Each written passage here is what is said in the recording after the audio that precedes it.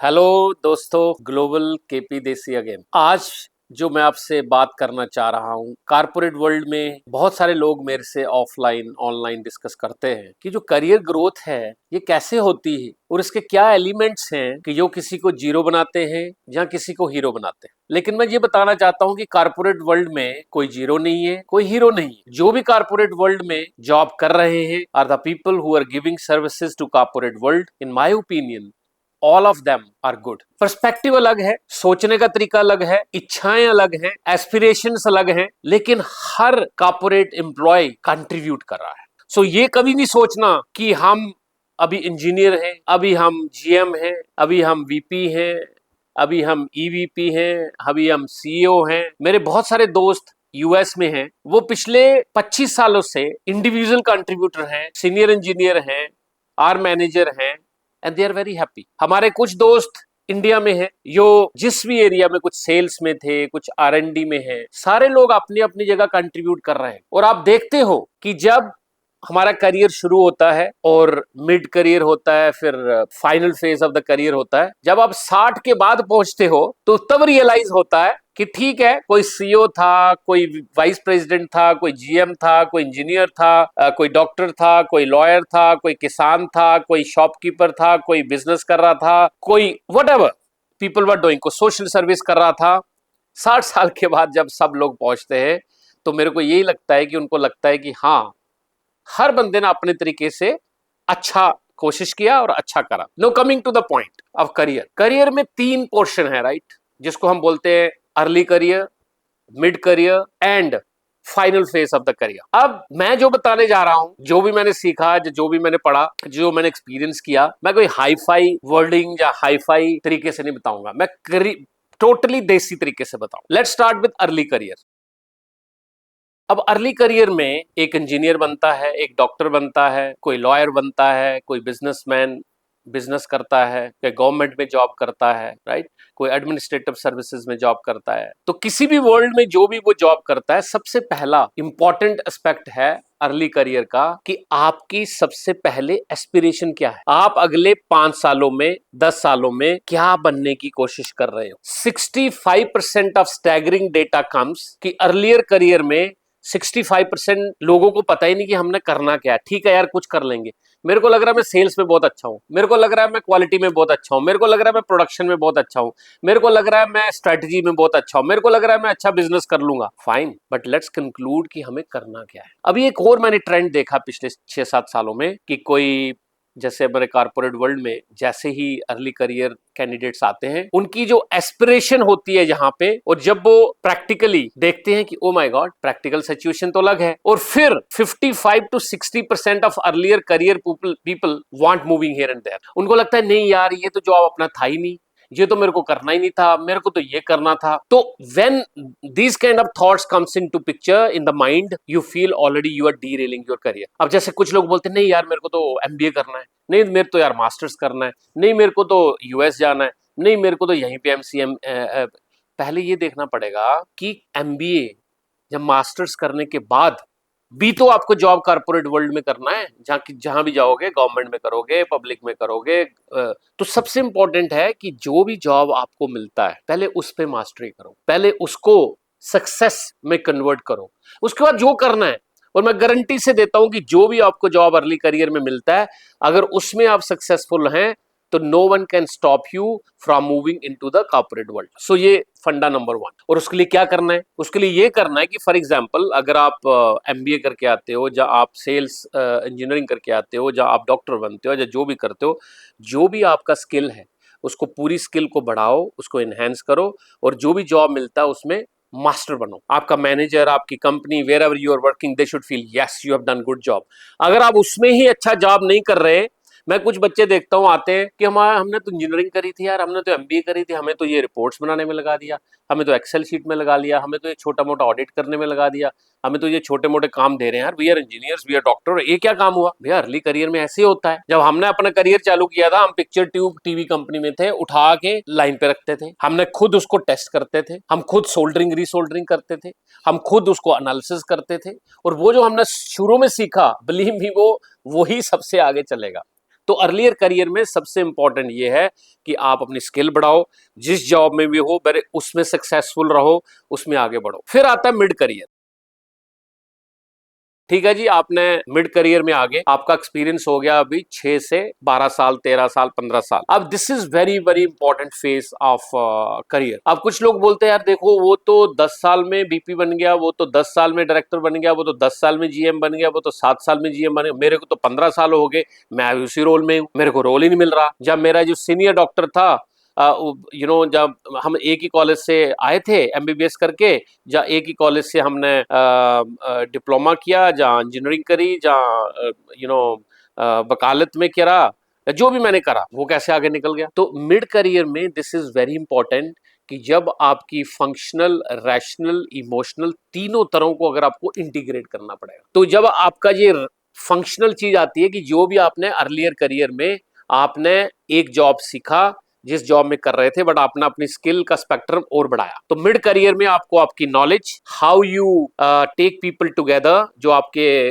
Colleagues हैं, जो आपके मैनेजर हैं, जो आपके मैनेजर के मैनेजर हैं, बहुत बार मैंने देखा है कि लोगों की इंटरपर्सनल स्किल, बस एक दूसरे को ब्लेम करते रहो, वो ठीक नहीं है, वो ठीक नहीं है, मैं हीरो। जब आपके अंदर ये सिचुएशन आ जाएगी ना, तो you can grow in the life period. सबसे पहले ये देखना है कि अगर आपके मिड करियर में आपके नीचे जो लोग हैं, या आप जिनको रिपोर्ट कर रहे हो, अगर वो दोनों हीरो नहीं बनोगे तो आप हीरो बन ही नहीं सकते। अगर अपने कलीग्स को आप हेल्प नहीं कर रहे, आप वो तुम्हारे साथ नहीं है, देखो कंपटीशन है, आई एग्री कि ठीक है यार, अगर हम यही करते रहे तो फिर तो हम बढ़ेंगे नहीं, सब बढ़ेंगे। लेकिन अगर आप खुद को हीरो बनाओगे और बाकियों को जीरो बनाने की कोशिश करोगे, तो आप अपने मिड करियर से ऊपर बढ़ ही नहीं सकते। तो rational competency is very important कि how you treat your manager, how your manager is treating you, how you are treating manager to manager, how you are making an impact on your colleagues, how people are seeing you as an emerging leader, how people you are seeing you as a collaborative leader, how your colleagues and other part of the business are looking to you as a technical leader, a functional leader, a problem solver। जब वो हो जाएगा आपका mid career बढ़ने लगेगा।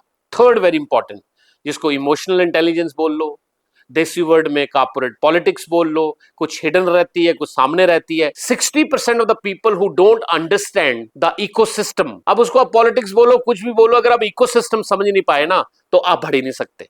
तो फिर आप इकोसिस्टम देखो कि भाई उस मैनेजर को क्या चाहिए, हमारे कस्टमर को क्या चाहिए, हमारे सप्लायर को क्या चाहिए, हमारे एम्प्लॉयज को क्या चाहिए, मेरे को कैसे अलाइन करना है, मेरे को कैसे अपनी स्ट्रैटेजी बनानी है। जो इन तीनों चीजों को साथ लेके आगे चलेगा, वो आगे करियर में और अच्छा बढ़ेगा। तीसरा, जिसको बोलते हैं हम final phase of the career, जब आप इस करियर में जाते हो, एक चीज और, जब आप अर्ली करियर में जाते हो, आपने जस्ट इंजीनियरिंग अपना कॉलेज फिनिश किया, आपने जस्ट कॉर्पोरेट में या बिजनेस में जस्ट आए हो, तो आप अकेले हो, जंग हो, एनर्जी है। जब आप मिड लेवल पे गए, आपकी थोड़ी सी एनर्जी कम हुई, नो यू आर मैरिड और you have kids and then you have to manage corporate and ecosystem, तो वो आपका ये इमोशनल इंटेलिजेंस वाला जो लास्ट टॉपिक मैंने बोला, then you puzzle between family, work life balance, जो मैंने पिछली बार वीडियो भी बनाया था। थर्ड, जब आप फाइनली इसमें आते हो, जब आपका 20 से 30 साल का एक्सपीरियंस होता है, तो उसमें जब आपके बच्चे बढ़ रहे होते हैं, कॉर्पोरेट वर्ल्ड में आप किसी सीनियर पोजीशन पे होते हो, जहां आपकी रिस्पॉन्सिबिलिटी, अकाउंटेबिलिटी बहुत ज्यादा रहती है, उस टाइम आप कुछ सोशल भी कर रहे होते हो, आप कनेक्टेड हो इकोसिस्टम के साथ, तो आपके पास मल्टीपल प्रेशर है, मल्टीपल मैनेजमेंट करनी पड़ती है, मल्टीपल बैलेंस करना पड़ता है। और इस करियर फेज में आते हुए फंक्शनल नॉलेज आपकी ठीक होती है, रैशनली भी आपको पता चल जाता है कि यार देखो मेरे को कैसे मैनेज करना है इकोसिस्टम एंड ऑल।